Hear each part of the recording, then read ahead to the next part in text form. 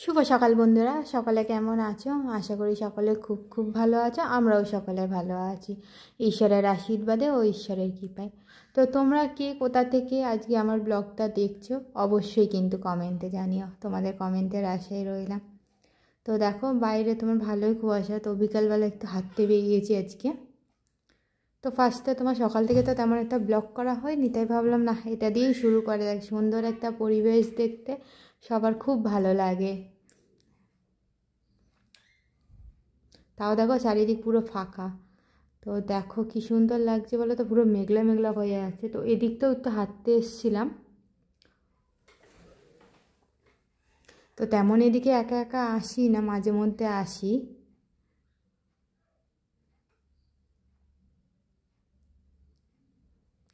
আর এই যে তোমার হচ্ছে কিনা এখন রাত্রিবেলা বেগুন ভাজি করব।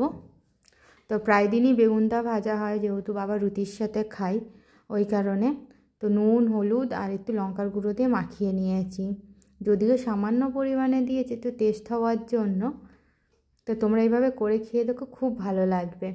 আর নামানোর পরে না একটু গোলমরিচ ছড়িয়ে দেবে ওপর দিয়ে, আরও দারুণ লাগে খেতে। কী বলো তো, বেগুনে যেহেতু একটু অ্যালার্জির সমস্যা হয়, তো তোমার হচ্ছে না গোলমরিচের গুঁড়ো দিলে সেটা হয়তো কেটে যেতে পারে। আর আজকে আমাদের দুপুরের মেনুতে ছিল লাউ দিয়ে বড়ি দিয়ে তরকারি, ভীষণ সুন্দর বন্ধুরা। আর এটা কিন্তু প্রেশার কুকারে লাউটা আমি মানে মা করেছে। তো আমি প্রেশার কুকারেই লাউ করি, সেদ্ধ করে নিয়ে ফোড়ন দিই, ভীষণ ভালো লাগে। আর ঝটপট হয়ে যায়, যেহেতু বাচ্চা ঘরে তাড়াতাড়ি রান্না করার চেষ্টা তো করতেই হয় বলো। আর সাথে নামানোর আগে কাঁচা লঙ্কা আর ধনেপাতা, এর স্বাদ আরও দ্বিগুণ বাড়িয়ে যায়। তো অবশ্যই তোমরা মায়ের রেসিপিটা দেখো একবার, ভালো লাগবে। তো বিকালে একটু ছাদে এসেছিলাম, তো বিকাল ঠিক না দুপুরবেলা তোমার মা পুচকুসোনাকে খাওয়াতে বসবে ঠিক তার আগে। তো দেখো গাছগুলো কত বড় বড় হয়ে গেছে, ওই দেখো মূলো গাছগুলো দেখো কত বড় হয়ে গেছে। এটা বিনস গাছ, আর লাল শাকগুলো ভালোই বড় বড় হয়ে গেছে, কদিন পর খাওয়া যাবে। আর বেশিরভাগটাই লাল শাক দেওয়া হয়েছে, যেহেতু লাল শাক ভাজি চচ্চড়ি খেতে দুজন মানে আমাদের বাড়ির সবাই খুব ভালোবাসে ওই কারণে। আর এই যে সব তোমার হচ্ছে কিনা গরমের লেপকাতা রোদ্দুরে দেওয়া হচ্ছে, সে কদিন ধরেই দেওয়া হচ্ছে, যেহেতু তোমাদের জন্য একটা সারপ্রাইজ আছে বন্ধুরা। তো মা এখন এগুলো সব ঠিক করে দিচ্ছে ওলট পালট করে। আর আমি নিচে আসছিলাম, তার আগে মা বলছে এইটা এইভাবে করে গেছিস, ওটা ওইভাবে করে গেছিস। ব্যাস বকা শুনতে শুনতে নিচে এলাম। তো আমার মনে হয় বন্ধুরা বকা শুনতে শুনতেই আমার হাফ জীবন কেটে যাবে। তাও ওই দেখো পুচকুসোনার দিকে দাদুর সাথে খেলা করে, দেখতে পাচ্ছ ওই যে লাল টুপি পরে আছে ও।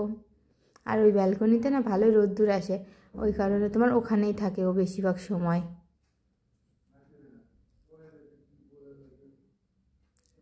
আর দেখো বাড়িটা চারিদিক পুরো পরিষ্কার ঝকঝকে হয়ে গেছে, কী যে ভালো লাগছে।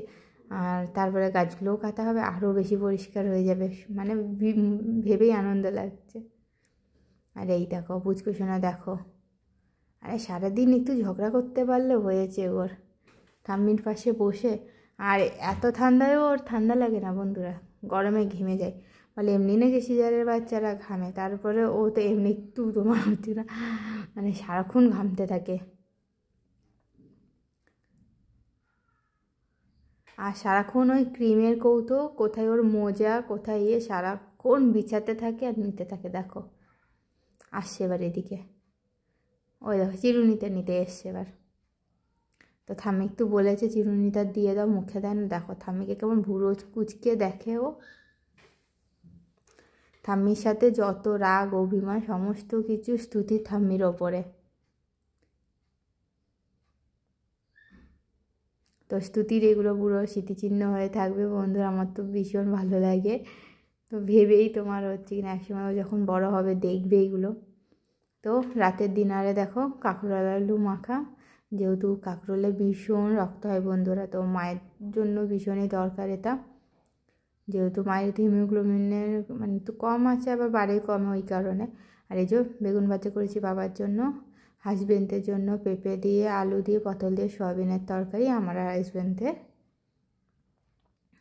আর এই যে পেঁপে ডাল সপ্তাহে হয়তো আমি 3 দিন বানাই, এই তরকারিটা ভীষণ ভালোবাসে সবাই খেতে। তো আজকে একটু ধনেপাতা দিতে ভুলে গেছি, অন্য দিন দিই। তো তোমরা যদি বাড়িতে অবশ্যই ট্রাই করো, ধনেপাতা দেবে, ভীষণ ভালো লাগবে খেতে। আর সাথে তো রুটি ফ্রি বন্ধুরা, রাতে যেহেতু হাজব্যান্ড বাবা দুজনাই রুটি খায়। তো আজকের ব্লগটা এত দূর পর্যন্তই বন্ধুরা। যদি তোমাদের ভালো লেগে থাকে অবশ্যই লাইক শেয়ার কমেন্ট করে আমার পাশে থেকো। আর তোমরা চিনা তোমাদের সবাইকে অসংখ্য অসংখ্য ধন্যবাদ, মানে এতক্ষণ সময় দিয়ে তোমরা আমার ব্লগটা দেখেছো বলে। তোমাদের সবাইকে আমার ভালোবাসা ও আমার প্রণাম জানিয়ে আমি আমার ব্লগটা আজকে এখানেই শেষ করলাম বন্ধুরা। অবশ্যই কি কোথা থেকে দেখছো, কত দূর থেকে আমি ব্লগ দেখছো অবশ্যই কমেন্টে জানিও। সবাই ভালো থেকো, সুস্থ থেকো।